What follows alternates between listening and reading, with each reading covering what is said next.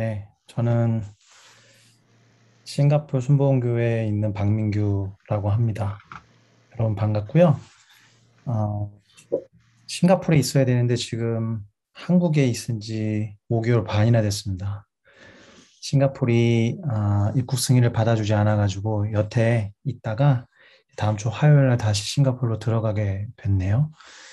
사실은 제 예상대로라면 싱가포르에 들어가서 여러분을 이렇게 화면으로 만날 거라고 생각했는데 지금은 이제 들어가기 전이어서 부모님 댁에 잠깐 들러서 여기는 경기도 양평에 있습니다.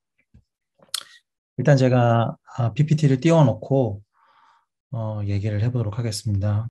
오늘 김정은 간사님께서 저한테 부탁하신 강의 제목이 그리스도인의 세계관이에요. 그 전에 이제 여러분에게 월드미션의 선배로서 그리고 PATS의 선배로서 아주 본질적인 얘기를 짧게 해드려야 될 것 같아서 이 부분을 먼저 말하겠습니다. 우리가 지금 속해 있는 PATS라는 훈련은 펜테코스탈 어파슬십 아닌가? 어디 보니까 어파슬십에서 10을 빼고서 적었던 것 같은데 트레이닝 스쿨의 약자입니다. 그래서 이 훈련의 용어와 역사에 대해서 간단하게 말씀을 드려야겠다는 생각이 먼저 있었어요. 그래서 일단 오순절적 사도훈련이니까 오순절이라는 단어를 설명해 드려야 될 것 같고, 그 다음에 사도훈련이라는 단어에 대해서 설명을 해 드려야 될 거라는 생각이 들었습니다. 자, 오순절은 어떤 날입니까? 펜테코스탈 데이라고 되어 있으니까 어떤 날로부터 50일째 되는 날이에요. 그 영어에 보면 펜트가 펜타에서 왔는데 오라는 뜻이거든요.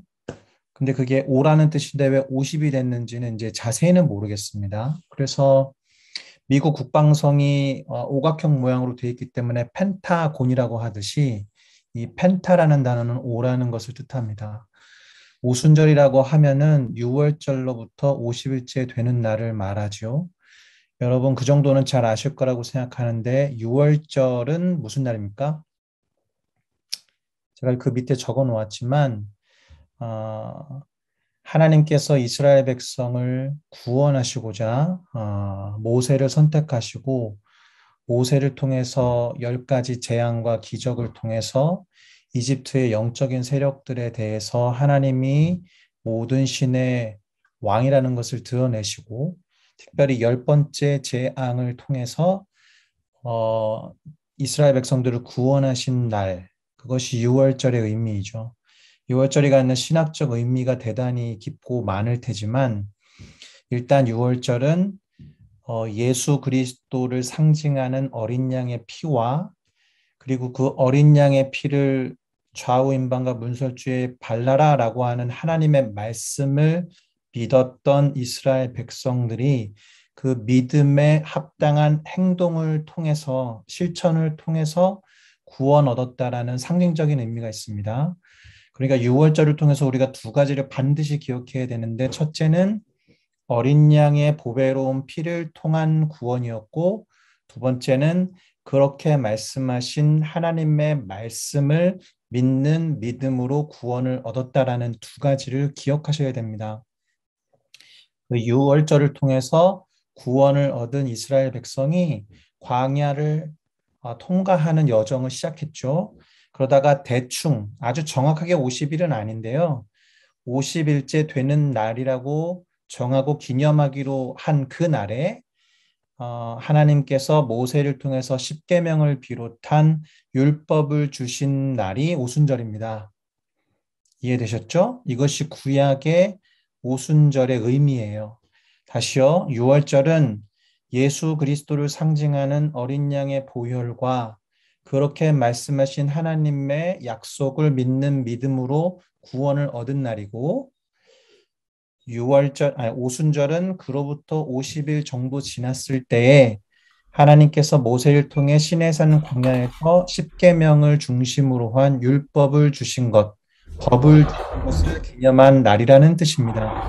그런데 구약의 6월절과 오순절도 있지만 신구약을 통틀어서 이스라엘 백성의 후예들인 유대인들도 오순절 그리고 6월절을 지켰겠죠. 우리 크리스천들에게 더 중요한 유월절과 오순절의 의미는 신약적인 의미일 거예요. 공교롭게도 그리고 구약 성경이 예언한 바에 따라서 예수님은 마치 어린 양이 피를 흘려서 좌우 임방과 물선주에 발라진 것과 마찬가지로 십자가에서 죽으시고 피를 흘리신 날이 또 유월절입니다.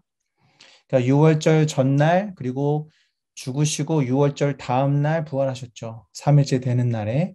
그러니까 예수님은 유월절 날 우리를 위해서 피를 흘리시고 죽으셨고 또한 부활하셨다라고 생각하시면 됩니다. 그러고 나서 부활하시고 40일 동안 제자들과 함께 머무시면서 가르침을 주신 뒤에 승천을 하시고 10일째 되는 부활로부터 50일째 되는 오순절 날에 성령이 임하죠. 그래서 오순절 날에 성령이 임한 사건을 우리가 성령 강림절이라고 하잖아요. 사도행전 2장에 기록되어 있듯이. 그러니까 신약의 오순절은 성령이 강림한 것을 기념하는 날입니다. 근데 구약의 오순절과 통하는 의미가 있는데 우리가 성령을 바울 선생님에 따르면 생명의 성령의 법이라고 부르죠. 그러니까 신약의 오순절 날에 생명의 성령의 법이 어, 성도들에게 임한 것과 마찬가지로 구약의 오순절에도 율법으로 상징되는 하나님의 법이 이스라엘 백성에게 임한 것과 같은 이치로 통하는 말이다라는 얘기입니다.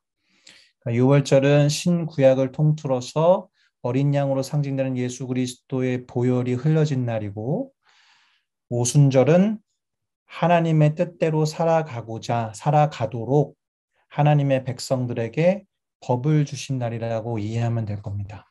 그러니까 구약이든 신약이든 오순절이라는 단어가 갖고 있는 뜻은 우리의 삶이 어떻게 살아야 하는지와 관련이 있다라는 거예요.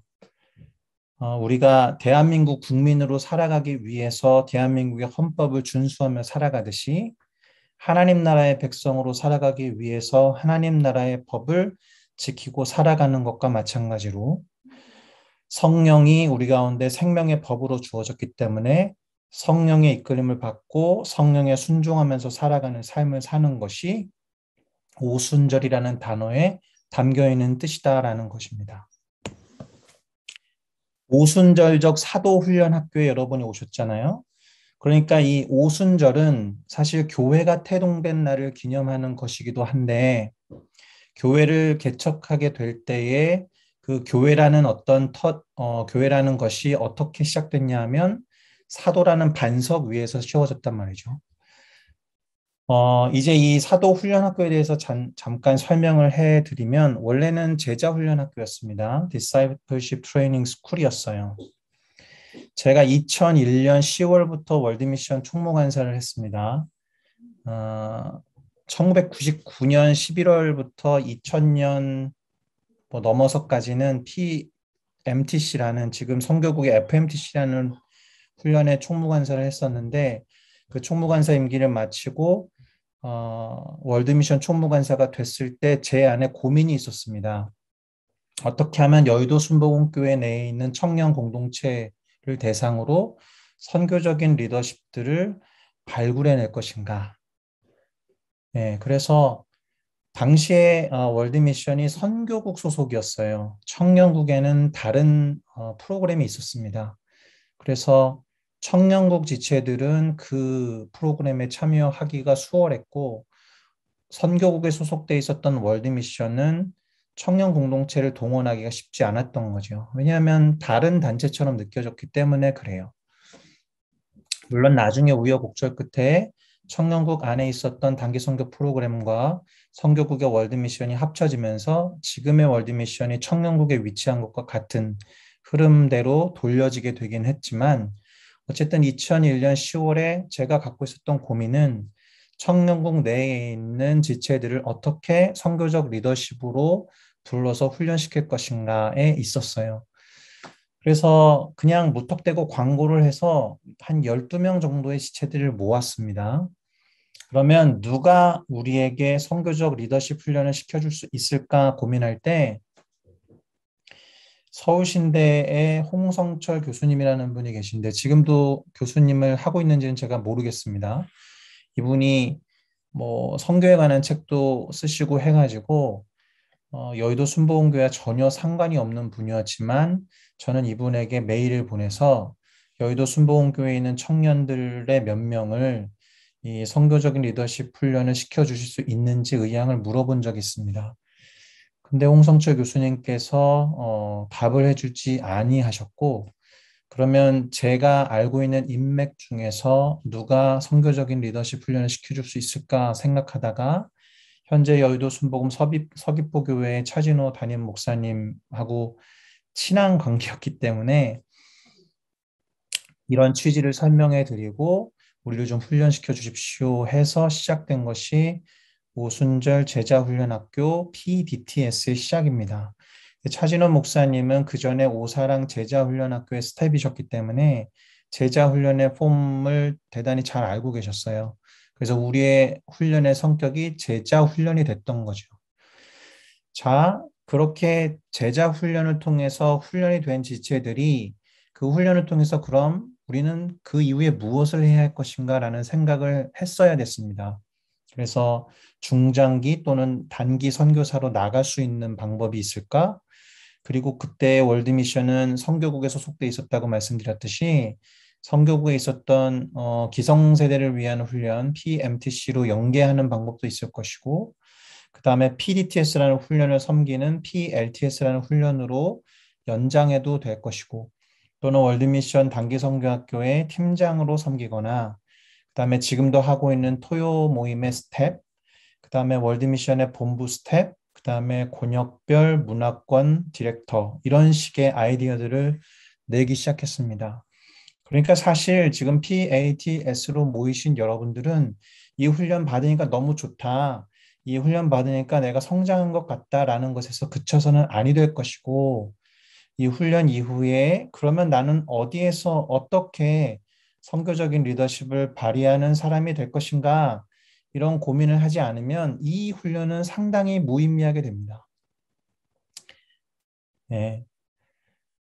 그래서 PDTS 훈련으로 몇 기수를 진행하다가 중간에 사도 훈련, 그러니까 어파슬십 트레이닝 스쿨로 바뀌게 되죠. 예, 제가 기억하기로는 이장균 목사님이 청년국장이셨을 때에 그렇게 제안하신 걸로 알고 있습니다. 그리고 또 중간에 선교국 PMTC의 지금 후신인 FMTC라는 것과 연계해서 STM 과정으로 연계하는 과정도 이 오순절 사도훈련학교에서 진행했던 것을 제가 기억하고 있습니다. 자, 이렇듯 간단하게지만 오순절이라는 단어가 갖고 있는 의미와 함께 그리고 사도훈련이 왜 시작되었는지를 함께 살펴보았습니다. 지금 이 자리에 있는 여러분의 현재가 이 훈련을 마쳤을 때에 어떤 모습으로 어떻게 선교에 인벌브하고 또 선교의 방향에 이바지할 것인가를 고민하지 않는다면 아까도 말씀드렸듯이 이 훈련은 무의미한 것이 됩니다. 예. 그런 의미에서 본부 스태프들에게 또 제안하고 싶은 것은 PATS와 PLTS 훈련 이후에 어떻게 선교적으로 더 발전시켜 나갈 것인지 그리고 이 훈련을 소화한 사람들이 어디에 인벌브 되어야 될 것인지 여러 가지 방향과 전략들을 세워야 할 것이라고 생각합니다. 자, 이제 오늘 저에게 요청이 됐던 강의에 조금 중심을 두고 이야기를 해보겠습니다. 저한테 강의를 하신 김정은 총무관사님께서 이렇게 말씀하셨어요. 이 세상의 인본주의적 세계관과 분별하는 부분에 대해서 강의해 주시면 좋겠습니다. 그리스도인으로서. 자, 이 말 안에는 그리스도인의 세계관은 달라야 한다라는 뜻을 갖고 있겠죠. 그리고 또 이 말 안에는 그리스도인의 세계관은 인본주의적 세계관은 아닐 것이다 라는 뜻이겠죠.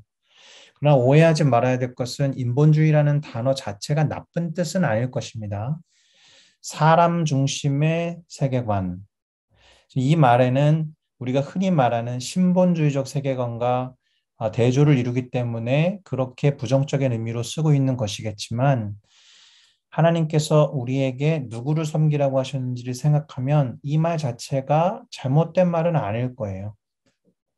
그러나 크게 러프하게 구분하기 위해서 하나님 중심의 세계관과 비교하기 위해서 이 단어를 썼을 뿐입니다. 어찌됐든 결론부터 말하면 그리스도인들이 세상과 세계를 어떻게 이해하고 해석하는지에 대한 방식과 절차와 방법은 보통 사람들이 생각하는 방식과 방법과 절차와는 달라야 한다는 것 아니겠습니까? 이해하셨을 거라고 생각합니다. 그래서 이 강의 제목과 관련된 질문을 제 스스로 해봤을 때, 자, 그럼 그리스도인의 세계관은 달라야 하는가? 답은 너무나도 정확하게 그렇다이겠죠. 자, 그렇다면 여타 다른 세계관과 어떻게 구별해야 하는가? 어떻게 구분할 수 있는가? 이게 김정은 총무관사님의 요청이었잖아요. 이 질문에 대해서 생각을 해볼 때 불현듯 떠올랐던 것은 화폐 감정 이야기였습니다. 화폐, 진폐와 가폐, 가짜 화폐를 구분하는 가장 좋은 방법은 가짜들의 성질과 성품을 아는 것이 아니라 진짜 화폐가 갖고 있는 성질을 더 깊이 연구하는 것이죠. 그러니까 그리스도인의 세계관이 어떻게 다른 인본주의적 세계관과 다를 것이고 구분할 수 있는가라는 이 질문에 대한 대답도 그리스도인의 세계관이 어떻다라는 것에 더 초점을 두고 생각해 볼 필요가 있다. 인본주의적 세계관이라고 통칭하여 부를 때 여러 가지 유물론적 세계관, 합리주의적, 그다음에 물질주의적, 그다음에 종교로 갔을 때는 불교적 세계관, 여러 가지 다른 세계관이 있겠지만 그것들을 공부하는 것이 아니라 본질적인 것, 그리스도인의 세계관에 초점을 둬서 공부를 하고 알아간다면 그것 이외의 다른 것들을 구분하기는 상대적으로 쉬워질 것이다. 자, 역시나 저는 용어를 설명하는 것에서 시작을 하는 걸 좋아하는데요. 기독교인의 세계관이라고 부르든 기독교적 세계관이라고 부르든 영어로 말하면 크리스천 월드비유죠. 그래서 크리스찬이라는 단어를 풀어드릴 생각입니다. 크리스찬이라는 단어는 사도행전 11장 25절에서 26절에 처음 등장합니다. 바나바라는 사람이 있고 사울이라는 사람, 여러분이 잘 알고 있는 바울을 의미하는 거죠. 바나바가 사울이 고향에 있었던 사울의 고향 다소에 가서 사울을 찾으러 다소에 가서 만났습니다. 그리고 안디옥으로 데리고 옵니다. 그리고 둘이 안디옥 교회에서 1년간 모여 있으면서 안디옥 교회 성도들을 가르쳤습니다. 그랬을 때 이 바나바와 사울의 제자들이 안디옥이라는 도시에서 비로소 그리스도인이라 일컬음을 받게 되었더라라고 기록되어 있습니다. 이 전까지 그리스도인이라는 단어는 성경에 나오지 않습니다. 그러니까 이제 이 구절을 놓고 봤을 때 그리스도인이 가져야 되는 어떤 핵심적인 의미는 무엇이냐 하면 가르침을 받아야 한다는 것이 일단 들어가 있죠. 그리고 제자라는 단어도 들어가 있습니다. 사도 바울과 바나바가 도대체 무엇을 가르쳤을까가 핵심이겠죠. 네. 그리스도 예수의 가르침과 그리스도 예수의 어떠함을 가르쳤을 것이고 그리스도 예수께서 전하신 복음을 가르쳤겠죠. 그러니까 크리스찬이라는 단어가 그리스도인이라고도 번역되고 기독교적이라는 의미로도 번역되니까 이 단어의 핵심은 그리스도 예수의 방식, 그리스도 예수의 가르침, 그리스도 예수의 복음과 뗄래야 뗄 수가 없는 것이고 가르침을 받는 사람들, 그들을 크리스찬이라고 불렀을 것이다 라는 것입니다. 자, 바나바와 사울에 의해 가르침을 받은 안디옥 교회의 제자들이 그리스도인이라고 일컬음을 받게 되기 전에는 그렇다면 그리스도인이라는 명칭과 또 그렇게 일컬음을 받은 사람이 과연 없었을까? 문자적으로는 나와 있지 않지만 우리는 그 전에도 있었다는 것을 잘 알고 있습니다. 왜냐하면 예수님의 12제자도 있었고 예수님께서 승천하실 때 너희는 이 성을 떠나지 말고 기도에 힘쓰면서 성령을 기다리려고 하셨을 때에 순종하면서 기다렸던 120명의 문도도 있었고 70명의 제자도 있었고 예수님의 승천을 목격한 최하 500명 이상의 사람들도 있었고 그러니까 예수님의 어떠하심을 따라다녔던 사람들이 있었다는 거죠. 그 흔적이 어디에 나오냐면 사도행전 9장 1절로 2절에 보니까 사울이 주의 제자들에 대하여 여전히 위협과 살기가 등등하여 대제사장에게 가서 다메섹 곧 다마스커스 여러 회당에 가져갈 공문을 청하니 이는 만일 그 도를 따르는 사람, 영어로는 any belonging to the way라고 되어 있는데 그리스도의 방식에 속한 사람 이런 뜻이거든요. 그런 사람을 만나면 그가 남녀를 막론하고 결박해서 예루살렘으로 잡아오려고 했다라는 이 구절을 통해서 그리스도 예수의 방식에 속한 사람, 그리스도 예수의 도를 따르는 사람이라고 불리웠던 사람이 있었다라는 거죠.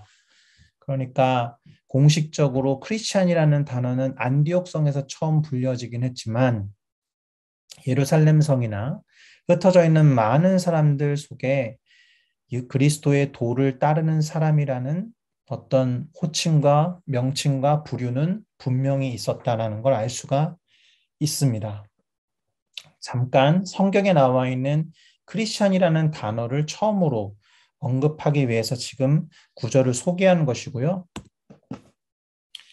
크리스찬 월드비유라고 할 때의 핵심 단어는 이 크리스찬이라는 단어가 되겠죠. 그래서 정리를 해보면 크리스찬은 그 도, 곧 예수 그리스도의 도를 따르는 사람들이라는 뜻이 되겠죠. 또는 그리스도와 같은 방식으로 살아가는 사람들이라는 의미가 되겠죠. 그리고 아까 사도행전 9장 1절에서 2절에 살펴보았듯이 그리스도의 도에 속한 사람들이라는 뜻이 될 것입니다. 여러분은 크리스찬이십니까? 여러분은 예수 그리스도의 방식, 예수 그리스도께서 살아가신 방식을 따르는 사람들입니까? 예수 그리스도와 같은 방식으로 세상을 때로는 거슬려 가면서 그것을 쫓으려고 몸부림치는 사람들입니까? 스스로 자문해 볼 필요가 있겠습니다. 이제 자세히 좀 풀어보겠습니다. 크리스찬이라는 단어는 크라이스트라는 단어 플러스 IAN 이라는 단어가 합쳐진 거죠. IAN을 먼저 분석해 보면 suffix라고 해가지고 전미사잖아요. 그래서 이것의 의미는 뭐뭇에서 나온 뭐뭐의 성질을 띠는 또는 뭐뭐에 대한 전문가 이런 뜻입니다. 영어로 보니까 someone is from 또는 someone is originated from 뭐 이렇게 번역할 수 있겠더라고요. 예를 들면 코리아라는 단어에 원래는 IAN을 붙여야 되겠지만 모음이 이렇게 같이 축약되면서 n만 붙여서 코리안이라고 하잖아요. 그럼 무슨 말입니까? 한국에서 나온 한국인의 성질을 띠는 또는 한국에 대한 전문가 이런 뜻이 되는 거예요. 그러니까 크리스찬이라고 하면 크라이스트 플러스 IAN이니까 그리스도에게서 나온 누군가, 그리스도의 성질을 띠는 누군가 또는 그리스도에 대한 전문가라는 뜻이 될 것입니다. 흔히 말해서 작은 예수라고 부르는데 이 말 자체가 a little Christ라는 뜻이 됩니다. IAN이 라틴어 계열로 가면은 little이라는 뜻이 되니까요. 이해하셨죠? 그러니까 당신은 작은 예수가 되어야 합니다라는 게 아니라 원래 크리스찬이라는 단어는 작은 예수라는 뜻이죠. 작은 그리스도라는 뜻입니다. 자, 오늘의 핵심은 그리스도라는 단어에 있습니다. 자, 그리스도라는 단어를 알 수 있는 대표적인 성경 구절은 누가복음 4장 16절에서 20절인데 예수님께서 그 자라나신 곳 나사렛이라는 동네에 이르러서 안식일에 늘 하시던 대로 회당에 들어가셨습니다. 그리고는 성경을 읽으려고 서 계셨을 때 이제 뭐 서기관일지 아니면 회당장이 될지 어쨌든 선지자 이사야의 글을 예수님께 드린 거예요. 그래서 예수님께서 두루마리로 펼쳐서 그 책을 읽으십니다. 우리가 잘 아는 구절이죠. 주의 성령이 내게 임하셨으니 이는 가난한 자에게 복음을 전하게 하시려고 내게 기름을 부으시고 나를 보내사 포로된 자에게 자유를 눈먼 자에게 다시 보게 함을 전파하며 눌린 자를 자유롭게 하고 주의 은혜의 해를 전파하게 하려 하심이라 하였더라. 책을 덮어 그 맡은 자에게 주시고 앉으시니 회당에 있는 자들이 다 주목하여 보더라. 여기서 그리스도라는 단어가 기름을 붓다라는 단어와 동일한 말입니다. 예수님이 읽으신 이 구절은 기름을 부은 이유에 대해서 기록하고 있습니다. 가난한 자에게 복음을 전하게 하고자 기름을 부었다. 포로된 자에게 자유를 선포하기 위해 기름을 부었다. 눈먼 자에게 다시 보게 함을 전파하기 위해서 기름을 부었다. 눌린 자를 자유케 하기 위해서 기름을 부었다. 주의 은혜의 해를 전파하게 하려고 기름을 부었다. 다시 말해서 그리스도라는 단어는 히브리어로 가면 마시아의 또는 메시아스 해가지고 기름을 붓는, 기름을 부음 받은 자라는 뜻인데 헬라어로 오면 그리스 말로 가면 크리스토스가 되고 그거를 어원으로 해서 만들어진 영어 단어가 크라이스트가 된 거죠. 그리고 우리가 왜 그리스도라고 하냐 하면 중국어 번역을 따라서 기리사독 이거를 이제 음독을 해가지고 그리스도라고 할 뿐 뜻은 모두 기름을 붓다라는 뜻입니다. 이 구절에서 대단히 중요한 것은 기름 붓는 이유가 있었다라는 것을 기억해야 돼요. 여기까지 정리를 해보면 크리스찬 월드비유의 핵심 키워드는 크리스찬이라는 단어라는 거죠. 아직 월드비유를 다 따지지는 않았습니다. 크리스찬이라는 단어는 크라이스트와 IAN의 합성어인데 IAN을 그냥 쉽게 말하면 little이라는 뜻이 될 것이고 또는 어디로부터 나온 무엇의 성질을 띤 이런 뜻이 될 테니까 크라이스트라는 단어가 대단히 핵심어인데 그 뜻은 어떤 특별한 목적과 사명을 위해서 기름을 부은 자라는 뜻입니다. 그러니까 작은 그리스도라는 의미의 크리스찬은 어떤 목적과 사명을 위해서 기름 부음을 받은 자라는 뜻이 될 것입니다.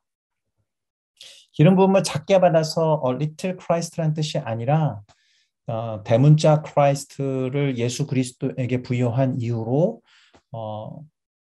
예수님에 대한 뭐 예우라고 해야 될까? 뭐 꼭 그런 건 아닐 수도 있겠지만 우리를 little Christ라고 부르게 된 것입니다. 말씀드렸다시피 기름을 붓는 데는 다 이유가 있었는데 기름 붓는 것은 신약 성경에 나오지 않고 구약 시대에 나오잖아요. 물론 신약 시대에 이제 예수님께 향유 옥합을 깨뜨려서 기름을 부었던 여인이 나오기도 하지만 그 구절도 대단히 중요한 구절이긴 한데 어쨌든 기름 부음에 대해서 조금 더 자세히 살펴보기 위해서 구약 시대에 어떤 자들에게 기름을 부었는지를 살펴보면 다 알고 계실 거예요. 사사라는 인물들에게 왕이 될 만한 사람에게 제사장과 선지자라는 특별한 역할 맡은 사람들에게 올리브유, 그러니까 감람나무유를 부어서 특별한 역할과 특별한 임무를 특별한 상황에서 수행할 수 있도록 상징적으로 기름을 붓고 실제적으로 그 기름을 부을 때 하나님께서 부으신 능력으로 충만해지는 사건들, 그런 공통점을 살펴볼 수가 있습니다. 제가 근데 특별한 역할, 특별한 상황, 특별한 사람이라는 걸 강조하는 이유가 있습니다.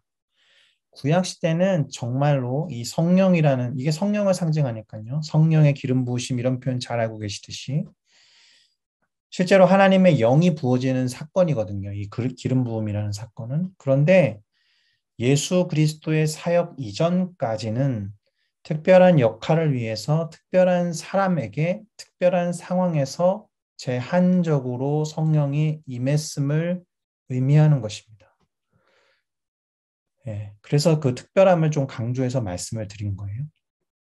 그래서 정리를 하면 기름을 붓는 행위는 기름을 붓는 의식은 상징적인 의미를 지닌 것이기도 했지만 그 역할을 수행할 수 있도록 하나님께서 당신의 영의 능력으로 실제 부으셨던 사건을 의미한다. 그러니까 특별한 상황이었기 때문에 이 기름 부음의 능력은 사라지기도 했어요. 이게 중요합니다. 기름 부음의 능력이 사라지기도 했다라는 거. 언제 사라졌을까요? 대표적인 예는 사울 왕에서 알 수가 있습니다. 사무엘상 10장 1절에서 10절과 16장을 같이 잠깐 살펴볼 건데 장황하게 적어놨지만 제가 최대한 자세히 설명을 해드리도록 하겠습니다. 사무엘이라는 사람이 기름병을 가져다가 우리가 잘 알고 있는 다윗 이전의 왕으로 부름받은 사울의 머리에 붓습니다. 기름 부은 거죠. 왕으로. 그리고 입을 맞추며 지금 의식을 행한 겁니다. 여호와께서 너에게 기름을 부으시고 그의 기업 곧 이스라엘의 지도자로 삼지 아니하였냐? 이렇게 확신을 줍니다. 그리고 나서 이 기름 부음 받은 이후로 너에게 벌어질 일이 무엇이다라는 것을 이제 이야기하는 겁니다. 네가 오늘 나를 떠나가다가 베냐민 지파의 경계 셀사라는 곳에 있는 라헬의 묘실 곁에서 두 사람을 만날 거다. 그러면 네가 그렇게 애타게 찾고 있었던 암나기를 찾게 될 거다. 왜냐하면 지금 사울은 아버지의 암나기를 찾으려고 막 며칠 돌아다니다가 길을 잃었다기보다는 이제 이 사무엘을 만난 장면이었기 때문에 그러니 암나기들에 대한 염려는 내려놓고 네 아버지가 너로 인해서 걱정하고 있으니 이제 돌아가라 이런 얘기합니다. 그러는 와중에 쭉 패스할게요. 어느 성읍으로 들어가면 선지자의 무리가 맨 마지막 줄 선지자의 무리가 산당에서부터 비파와 소고와 그다음에 각종 앞귀를 앞세우고 예언하며 내려오는 것을 네가 만나게 될 거야. 이렇게 사무엘이 기름 부은 이후에 사울에게 벌어질 일에 대해서 설명을 합니다. 그때 너에게는 여호와의 영, 곧 성령이죠. 크게 임하리니 그럼 여호와의 영이 크게 임했을 때 나타나는 결과가 뭐냐? 표적이 뭐냐? 예언을 할 거야, 네가. 그리고 변해서 새 사람이 될 거다. 그러니 이러한 징조가 너에게 다 이루어지거든 너는 담대하게 기회를 따라 행해라. 하나님이 너와 함께 하실 거니까. 대단히 놀라운 장면이죠. 사울이 그 전까지는 어떤 사람이었는지는 중요하지 않습니다. 그런데 사무엘이 하나님의 명령에 따라서 사울에게 기름을 부었더니 곧 하나님의 영이 크게 임하여 그리고 표적으로 예언을 하게 될 것이고 새 사람이 될 거다. 그리고 그 징조가 너에게 임하거든 너는 담대하게 기회를 따라 행해라. 이유는 하나님이 너와 함께 하시니까. 하나님이 너와 함께 하신다는 게 사실 어색한 표현이어야 합니다. 왜냐하면 죄인된 자들에게 아담이 타락하여 죄를 범한 이후에 하나님이 우리와 함께하는 상태는 영원할 수 없었기 때문이죠. 하나님이 너와 함께 하시니라라는 이 단어를 다르게 말하면 뭐죠? 여러분 잘 알고 있는 단어 임마누엘이잖아요. 임마누엘 하실 테니 너는 담대히 기회를 따라 행하라 이런 얘기입니다. 그러니까 하나님이 함께 하시면 그 능력으로 모든 것을 행할 수 있다는 걸 약속한 거예요. 실제로 이제 사울이 그걸 다 체험하게 됩니다. 세 줄 내려와서 떠나려고 몸을 돌이킬 때에 하나님이 새 마음을 주셨고 그날 그 징조도 다 응하니라. 사무엘이 얘기했던 게 다 응했어요. 그리고 그들, 여기서 그들은 사울과 그의 똘마니인데요. 함께하고 있었던 몸종이 있습니다. 사울과 그 똘마니가 산에 이를 때 선지자의 무리가 그를 영접하고 하나님의 영이 사울에게 크게 임함으로 그가 그들 중에서 예언을 하니 전에 사울을 알던 모든 사람들이 사울이 선지자들과 함께 예언함을 보고 서로 말하기를 야 기스의 아들에게 도대체 무슨 일이 일어났느냐. 기스는 사울 아버지의 이름이죠. 사울도 선지자들 중에 있느냐. 제가 선지자도 아닌데 왜 예언을 하지? 이런 의미가 되겠죠. 또 어떤 사람은 말하기를 그들의 아버지가 누구냐? 우리가 아는 그가 아니냐. 그러므로 속담이 되어 이르되 사울도 선지자들 중에 있느냐라고 하더라. 무슨 말이냐 하면 성령이 임하셔서 사울에게 낯선 일이 벌어진 거죠. 마치 우리가 성령을 체험했을 때 방언을 말하면 주변 사람들이 쟤 오늘 좀 이상하다라고 말한 것과 마찬가지의 상황이 사울에게 벌어진 겁니다. 그러니까 사울도 선지자들 중에 있느냐라는 속담의 의미는 뭘까요? 사울도 선지자들 중에 있느냐라고 하더니 쟤 오늘 좀 이상한데 쟤 오늘 좀 뭔가 이상한데? 이런 의미로 속담이 될 정도로 사울에게 놀라운 일이 벌어진 것입니다. 자, 그런데 잘 아시다시피 이렇게 임했던 하나님의 영이 사울에게서 떠나죠. 아말렉과의 전쟁에서 모든 것들을 다 불태워 없애라고 했는데 순종하지 않았던 사울이 또 거짓말도 하고 그래서 하나님이 사울을 버리십니다. 그래서 여호와의 영이 사울로부터 떠났다라는 표현이 16장 14절에 나옵니다. 간단하게 살펴보았지만 구약 시대에 하나님의 영으로 기름 부음을 받았던 사람들이 여럿 있었다. 그러나 그때 능력으로 임하셨던 하나님의 영은 영원히 그들 가운데 머물렀었던 것은 아니다. 중요한 건 특별한 사명과 특별한 상황에서 하나님이 선택하신 특별한 사람에게 기름 부음이라는 것이 있었다. 이제 정리할게요. 자, 크리스찬이라는 단어는 크라이스트라는 단어 플러스 IAA라는 전미어로 이루어졌다. 그대로 번역하면 그리스도를 따르는, 그리스도로부터 나온, 그리스도의 성질을 띠는, 그리스도에 대한 전문가 또는 작은 그리스도라는 뜻이 될 것이다. 자, 그렇다면 이 그리스도라는 뜻은 이미 살펴본 것과 마찬가지로 기름 부음을 받은 자라는 의미이고 그 기름 부음은 특별한 역할의 수행을 위해서 구별하여 그 사람을 세우는 의식임과 동시에 실제 그 역할을 할 수 있도록 능력이 부여됨을 의미했다. 예수님도 회당에 들어가서 이사야 말씀을 읽었을 때 아까 말씀드렸던 것이 내게 기름을 부으사 포로된 자를 자유케 하고 눈먼 자를 눈뜨게 하고 은혜의 해를 선포하게 하기 위한 어떤 특별한 역할과 사명을 위해서 그렇다라는 거죠.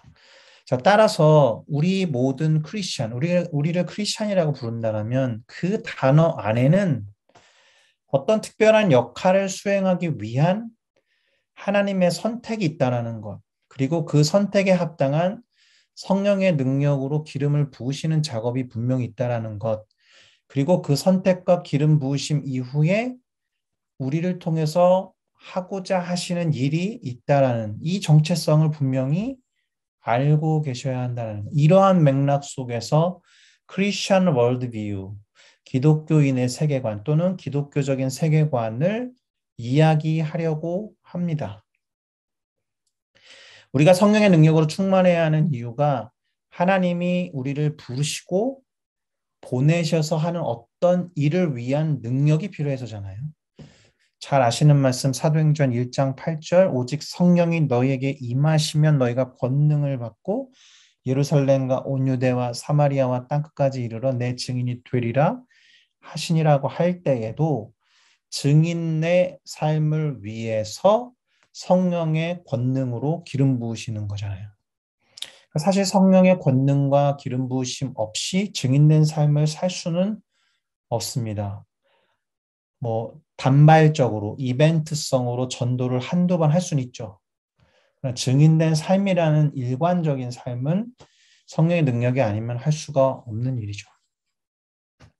자, 크리스천 월드 뷰라는 이 두 단위의 중요한 핵심어에서 크리스천이라는 단어를 봤으니 이제 두 개를 붙여서 월드 뷰에 대해서 살펴보려고 합니다. 그 전에 이제 제가 언젠가 깊은 깨달음이 와가지고 자주 쓰는 말입니다. 사명 없는 소명은 없다. 자, 소명이랑 사명을 구분하셔야 되죠. 소명은 콜링이잖아요. 부르는 겁니다. 사명은 보내는 겁니다. 근데 사명 없는 소명이 없기 때문에 흔히 사명과 소명을 같은 의미로 생각하는데 사실 좀 다르겠죠. 제가 이제 아주 저희가 벌써 총무관사님하고 제가 알고 지낸 게 거의 30년이 아니고 20년은 넘었거든요. 그래서 사석에서는 정은아, 정은아 이렇게 부른단 말입니다. 그러니까 장난으로 정은아 부르고 장난이야 이렇게 하는 걸 소명이라고 하진 않습니다. 정은아라고 부르면 이것 좀 해줄래? 라고 하는 부름의 이유가 있어요. 그렇겠죠? 그 부름의 이유에 해당하는 게 사명입니다. 제가 누군가를 불렀을 때는 왜 불렀는지가 있는 거 아니겠습니까? 하나님도 우리를 부르실 때는 친밀함의 의미로 민규야 라고 부르실 때도 있지만 민규야 이걸 좀 해줄래? 라는 부름의 이유가 있겠죠. 이 부름의 이유에 해당하는 것이 사명입니다. 네, 이거 좀 구분하셔야 돼요. 그래서 하나님이 실없이 그냥 누구야 라고 부르고 끝나는 게 장난이야. 뭐 이렇게 장난치시는 하나님이 아니실 거 아니에요? 그러니까 사명 없는 소명은 없다라는 걸 좀 기억하시면 좋겠는데 기름 부음이랑 같이 이제 결부해서 연결해서 조금 더 이 얘기를 해보겠습니다. 자, 사명을 위해 소명하신 하나님은 그 사람에게 기름을 부으십니다. 다시요. 누군가를 보내기 위해서 누군가를 부르시는 게 먼저죠. 콜링 하셔요. 샌딩하기 전에 샌딩해서 역할을 수행할 수 있도록 능력으로 기름 부으시겠죠. 그러니까 sending, calling, anointing이라는 단어의 관계를 아셔야 됩니다. 누구를 콜링하시고 anointing 하시고 sending 하신다는 거예요. 카스죠, 카스. 네, 이상한 상상을 하면 안 됩니다. 그 우리가 아는 맥주는 S가 하나 더 있으니까. 어쨌든 요 의미를 아셔야 돼요. 모든 사람을 당신의 자녀로 콜링하셨을 때 그리고 그에게 성령의 능력으로 기름 부으실 때는 그들을 통하여 보내서 하게 하고자 하는 일이 있다라는 calling, anointing, sending의 요 관계를 지금 훈련받고 계신 분들은 아셔야 되는데 PATS에 적용을 해보면 PATS 훈련으로 콜링 하셨을 때는 이 훈련을 통해서 기름 부으시고 그 이후에 뭔가를 하도록 샌딩 하신다라는 거예요. 그 과정을 잊어버리고 여기가 좋으니까 계속 이 훈련 안에만 있고 싶어 하거나 이 공동체 안에만 머문다라면 샌딩이 생략된 거예요. 부르신 이유가 무의미해진 거다라는 거예요. 그 생각을 하시면서 이 과정을 계속 지켜가시면 좋겠습니다. 자, 이제 세계관에 대한 이야기를 좀 해보려고 합니다. 세계관은 뭐 말뜻은 쉽죠. 세계를 바라보는 관점이에요. 세계를 어떻게 바라보는가? 세상이 어떻다라고 나는 인식하는가? 그리고 여기서 더 나아가서 세상은 어떠해야 한다고 나는 믿는가? 이런 것과 관련된 생각과 관점을 말합니다. 그런데 내가 세상을 어떻게 바라보는가에는 여러 가지가 영향을 끼칩니다. 역사와 전통, 또 중요한 타인, 그러니까 뭐 가족 구성원들의 생각과 가르침과 교육, 무의식적으로 형성되어 있는 것들이 많이 있습니다. 세계와 세상이 그렇다라고 생각하도록 만든 어떤 집단적인 생각의 틀, 안경, 채널 등 이런 모든 것들을 세계관이라고 불러요. 그리고 좁은 의미에서의 세계관은 생각하고 판단하는 방식일 거 아니에요? 그래서 각 개인마다 다를 수 있습니다. 하나님관도 다를걸요, 여러분? 저에게 하나님은 한없이 좋으신 분입니다. 라는 하나님관을 갖고 있는 사람이랑 저에게 하나님은 조금 엄격하신 분입니다. 라는 하나님관을 갖고 있는 사람이 이제 똑같은 하나님인데 부분만 알므로 인해서 하나님관의 충돌을 일으킬 수 있습니다. 신앙이 달라져요. 하나님 한없이 좋은 분이라고 생각해서 하는 신앙은 상당히 편안하게 신앙생활 할 겁니다. 네. 이거의 장점은 하나님과의 친밀함에 있겠죠.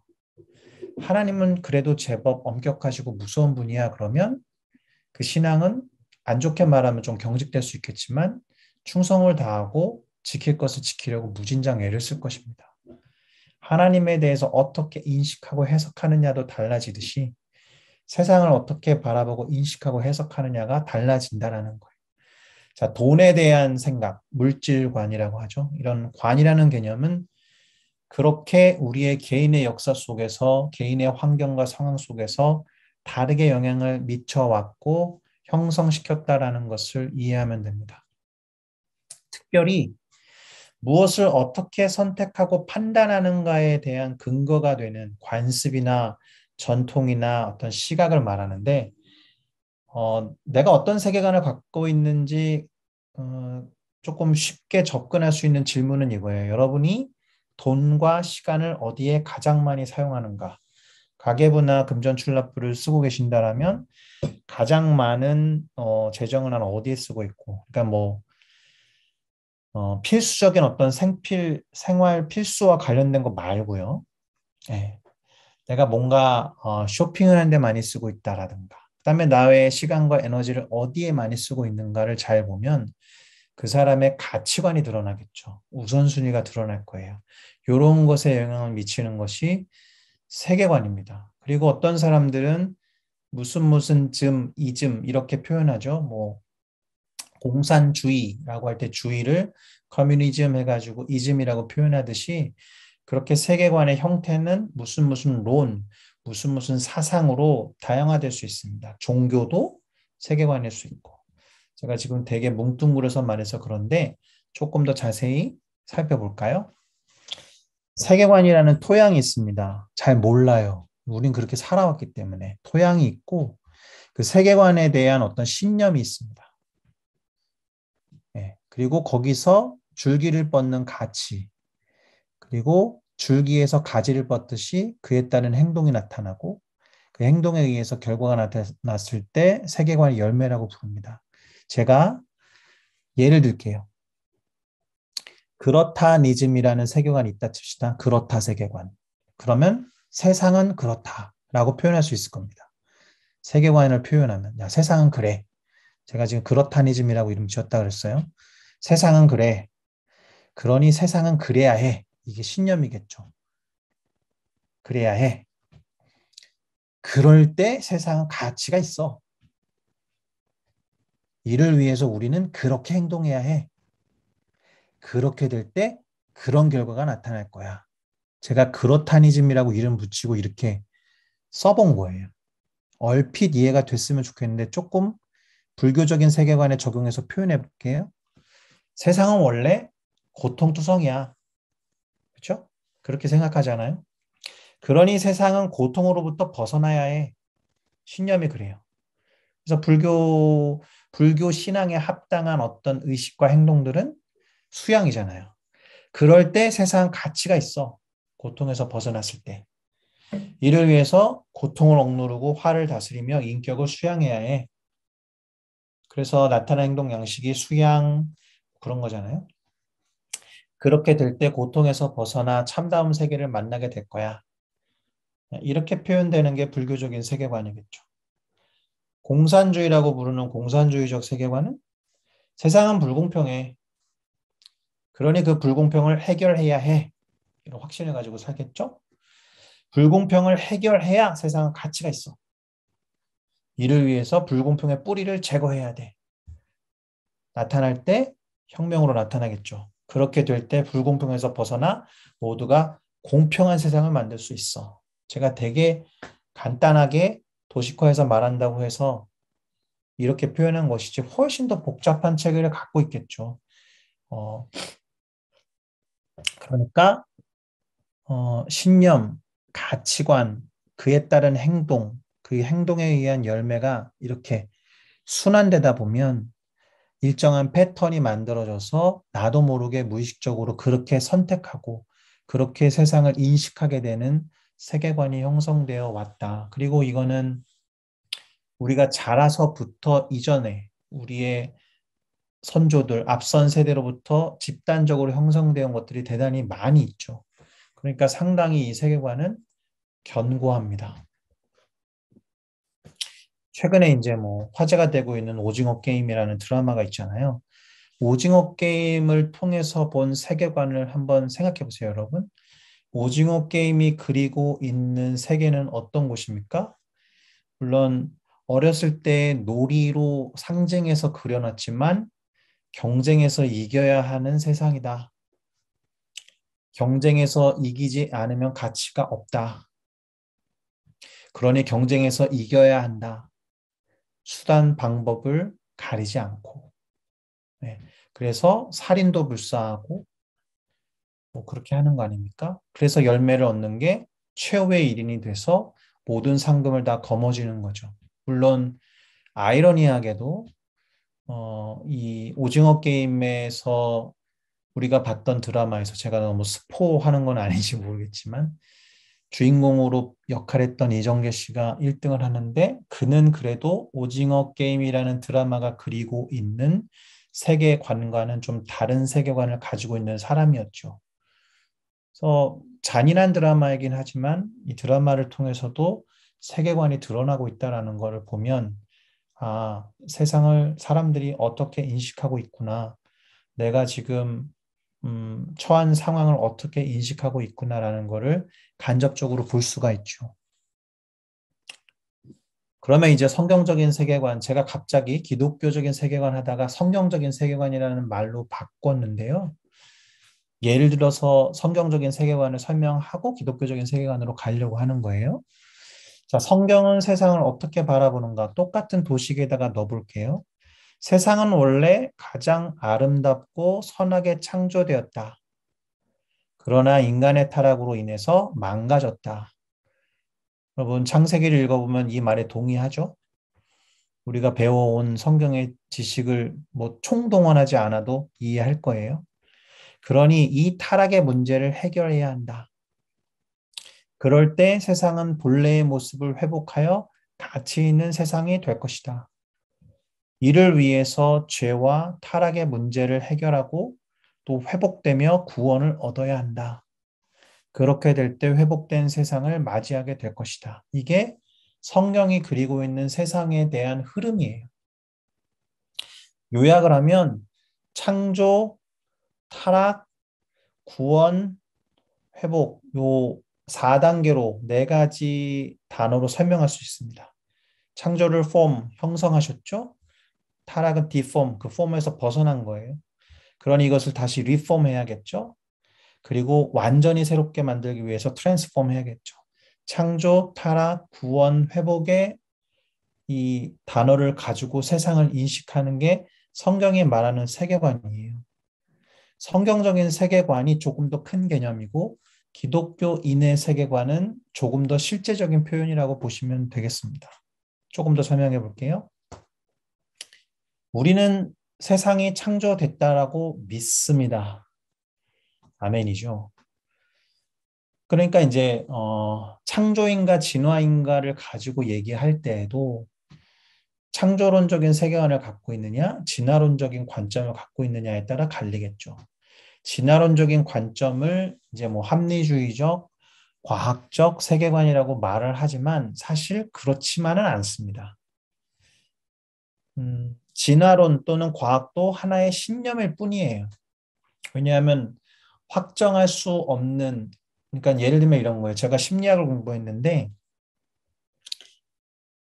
이제 교수님들이 이제 설문조사를 나간다거나 어떤 실험을 할 때 항상 요구했던 샘플이 있습니다. 40개 이상의 샘플이 있어야 돼요. 40명 이상을 만나거나 40개 이상의 샘플을 가지고 결과를 추정해야 돼요. 대단히 과학적인 접근인 것 같지만 과학도 전체 모집단을 일일이 다 살펴볼 수 없기 때문에 갖고 있는 샘플을 통해서 그렇다라고 추정하는 겁니다. 제가 추정이라는 표현을 써서 그렇지 그렇다라고 믿는 것이죠. 자, 우주의 부분을 살펴봤더니 계속 확장되는 것처럼 보여. 그래, 우주는 확장되고 있어. 이게 진리 같지만 사실 우주를 다 본 사람이 말한 건 아니거든요. 그런 식으로 과학도 하나의 신념일 뿐이에요. 근데 어쨌든 우리가 믿기로 하나님에 의해서 세상은 창조됐다. 그렇지 않고는 설명이 안 되니까. 최초의 시작점을 규정할 수 없으니까. 뭐 가스로부터 시작됐다. 그럼 그 가스는 어디에서 왔냐? 우연히 생겼다. 우연으로 설명하는 거라면 뭐 우리가 열심히 할 이유가 없죠. 어떻게 보면. 어쨌든 이 창조를 믿는다는 것은 하나님이 실제하신다는 것을 믿는 것이죠. 존재하는 모든 것이 로마서 말씀에 보니까 하나님의 성품과 능력을 드러낸다라는 것을 믿는 것입니다. 그리고 인간이 하나님의 형상을 따라 지음받은 특별한 존재라는 것도 믿는 거예요. 그래서 인간에 대한 가치관도 성경적 세계관에 근거할 때 존엄하다라고 표현하는 거예요. 왜냐하면 하나님의 형상으로 만들어졌기 때문에. 특별히 하나님의 창조는 선하다는 것을 우리는 믿습니다. 왜냐하면 보시기에 좋았더라라고 말씀하셨으니까. 그리고 최초의 원인자 하나님의 이름이 I am who I am이잖아요. 우리말로 번역한 것은 스스로 있는 자. 스스로 있을 수밖에 없는 거죠. 하나님이 다른 누구에게 의존해서 생성된다면 하나님이 아니겠죠. 그래서 최초의 원인으로서 우리는 하나님을 전제로 시작한다라는 게 성경적 세계관의 첫 번째 꼭지입니다. 그래서 태초에 하나님이 천지를 창조하시니라는 창세기 1장 1절로 시작하는 거예요. 그거는 증명 가능한 어떤 증명해야 되는 문장이 아니고 선언적 선포입니다. 네, 그것을 믿는 순간 성경은 다 믿어질 거예요. 하나님 이외에 원래부터 있던 것은 없다. 이게 창조가 이야기하고 있는 바입니다. 그런데 안타깝게도 타락이 있었다. 방향이 틀어졌다. 본래의 방향이 있었겠죠. 하나님의 의도하신 방향. 이것이 인간에 의해서 틀어지고 허물어졌다. 자, 본래의 선한 방향이 어디에서 왔겠어요? 하나님으로부터 왔겠죠. 네, 그걸 우리는 창조 질서라고 부릅니다. 창조 질서를 유지하는 게 인간의 책임이었는데 어그러졌죠. 인간이 타락했습니다. 시간이 많지 않아서 본질적 죽음이라는 걸 조금 설명해 드리고 싶은데 창세기 2장 7절에 보면 하나님이 인간에게 생기를 불어넣었더니 그들이 생명이 됐다라는 표현이 있습니다. 생명이라는 표현은 영적으로 살아있는 존재라는 의미로 의역된 것이지만 원래 의미는 그냥 생명체가 됐다는 뜻입니다. 하나님의 호흡, 곧 성령이 불어넣어졌을 때 다른 동물들과 구별되는 존재가 됐다는 뜻이에요. 왜냐하면 다른 동물들에게는 생기를 불어넣었다는 표현이 없으니까. 이 창세기 2장 7절이 대단히 중요해요. 인간이 인간 되게 하는 본질적 요소는 하나님의 영이었다라는 거예요. 그런데 아담과 하와가 안타깝게도 선악을 알게 하는 나무의 열매를 따먹죠. 하나님 뭐라고 하셨어요? 너희는 확실히 죽는다라고 했습니다. 그런데 죽지 않았죠. 그러면 이 죽음은 육체의 죽음은 아닐 것이다. 어떤 죽음일까? 다른 동물과 본질적으로 차이를 나타내게 했던 생명의 죽음일 것이다. 곧 하나님의 호흡이, 하나님의 영이 제거된 상태로 살아가게 될 것을 의미합니다. 그래서 우리가 영적인 죽음, 본질적 죽음 이런 얘기를 하는 거예요. 이 말을 다르게 말하면 모든 인간은 본질적으로 다시 살아야 할 존재가 되었다는 뜻이에요. 이해가 됐나요? 모든 인간은 본질적으로 다시 살아야 할 존재가 되었다. 다시 살다를 한자로 바꾸면 부활, 중생, 재생 이런 표현 되겠죠. 다시 살다를 순수 우리말로 바꾸면 거듭남. 그래서 기독교는 모든 인간은 본질적으로 다시 살아야 할 존재, 곧 거듭나야 하는 존재다라고 정의하는 거예요. 그 근거는 창세기 2장에 있는 구절들을 통해서 제시하는 것이고요. 근데 안타깝게도 죄를 지은 인간에게 하나님이 저주를 하셨는데 동일하게 땅이 저주를 받았다는 표현이 나오죠. 땅이 저주를 받아서 가시와 엉겅퀴를 냈다. 무슨 말일까요? 못 먹는 게 나기 시작했다는 거예요. 원래 1장 26절부터 28절에 보면 하나님께서 모든 토양에서 나는 식물들을 먹을거리로 주셨으니까 뭘 먹어도 되는 상태였는데 죄를 짓고 타락한 이후에 땅이 저주를 받아서 나타낸 결과물이 가시와 엉겅퀴가 된 거예요. 이때부터 사람은 다 먹어도 되는 상태가 아니라 가려 먹어야 되는 거죠. 이때부터 사람은 땅을 신뢰할 수 없게 된 거예요. 이때부터 사람들은 그러니 육식을 하게도 된 거겠죠. 자, 그러면 먹어도 되는 것과 먹으면 안 되는 것을 구분하기 시작했고 먹어도 되는 거를 알게 되니까 학습을 통해서 야, 이건 먹어도 돼 해서 그걸 찾아 나섰겠죠? 그렇게 시작된 것이 채집이나 수렵이 됐을 거예요. 그러다가 계속 이동할 수는 없으니까 요거 한번 심어보자 해서 시작한 것이 농사가 되겠죠. 그래서 농사가 잘 되는 땅을 중심으로 사람들이 모였을 거예요. 그래서 형성된 것이 4대 문명 아닙니까? 4대 문명은 모두 농사가 잘 되는 곳이에요. 그러니 농사에 대한 가치, 먹을 것을 어떻게 얻어야 되는가라는 가치 때문에 사람들은 자연을 숭배하게 됩니다.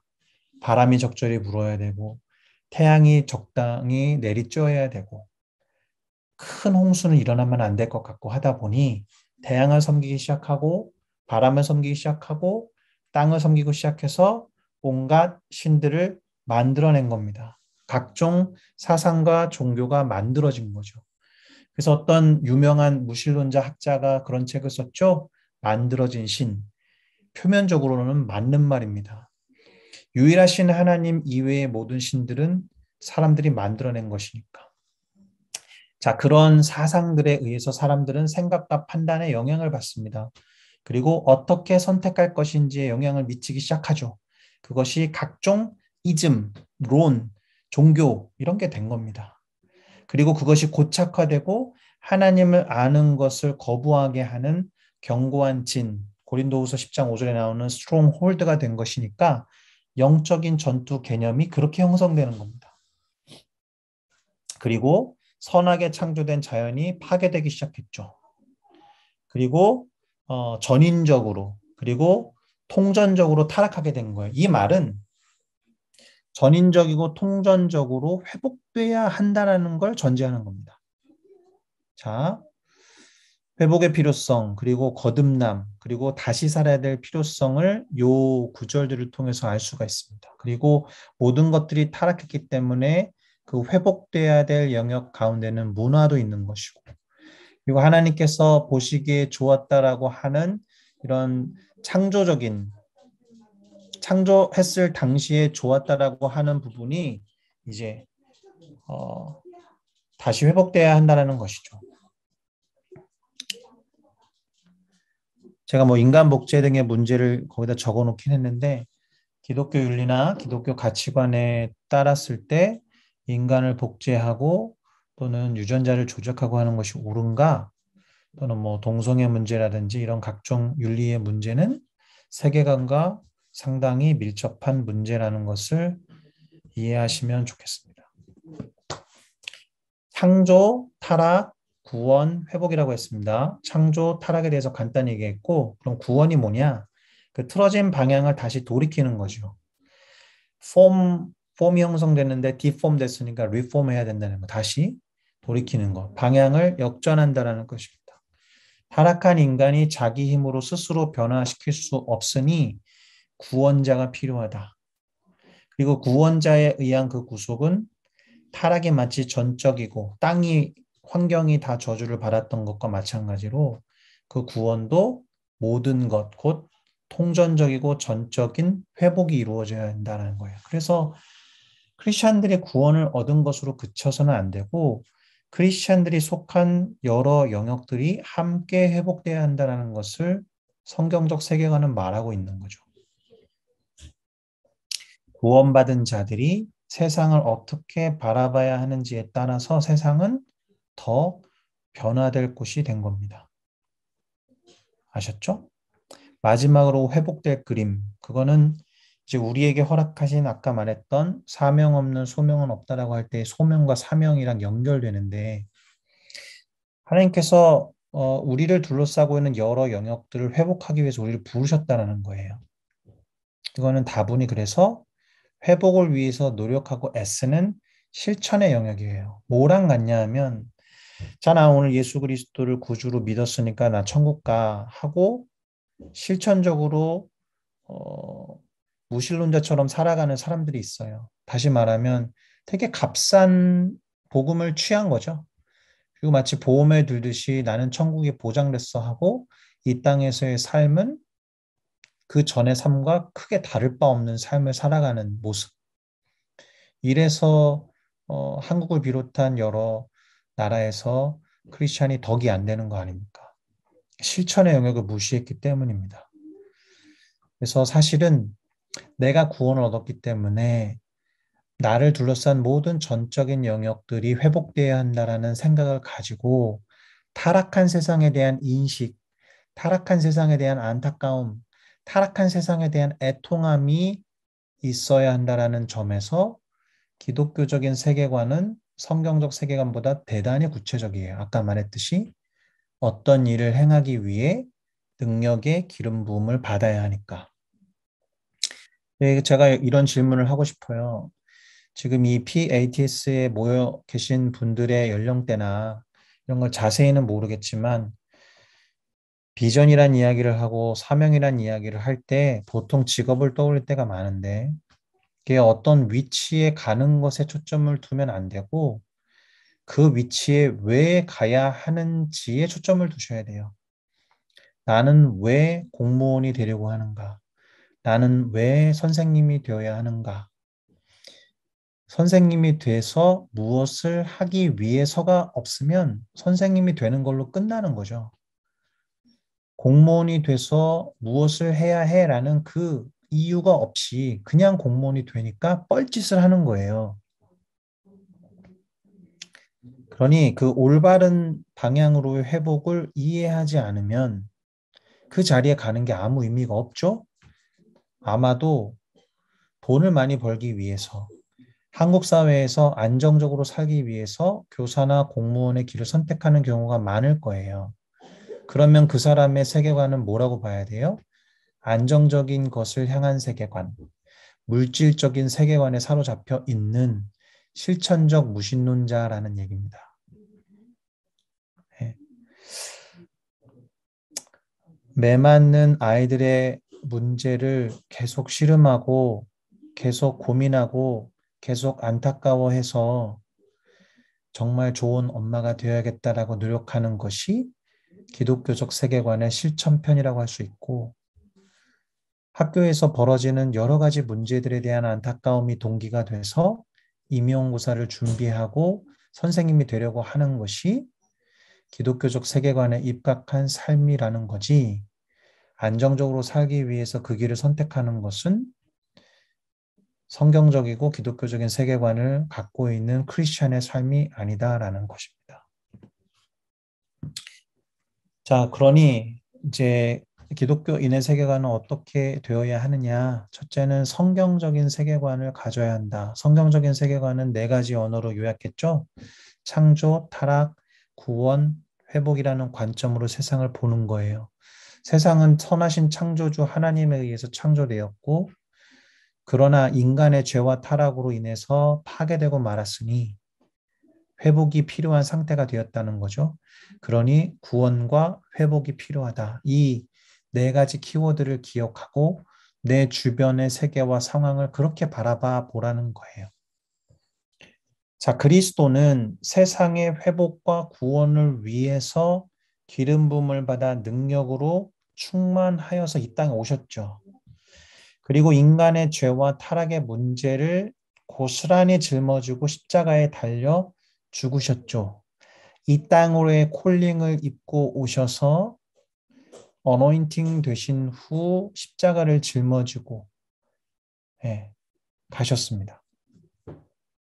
자, 그리스도께서 제자들에게 Great Commission이라고 부르는 대사명을 말씀하셨는데 그거죠.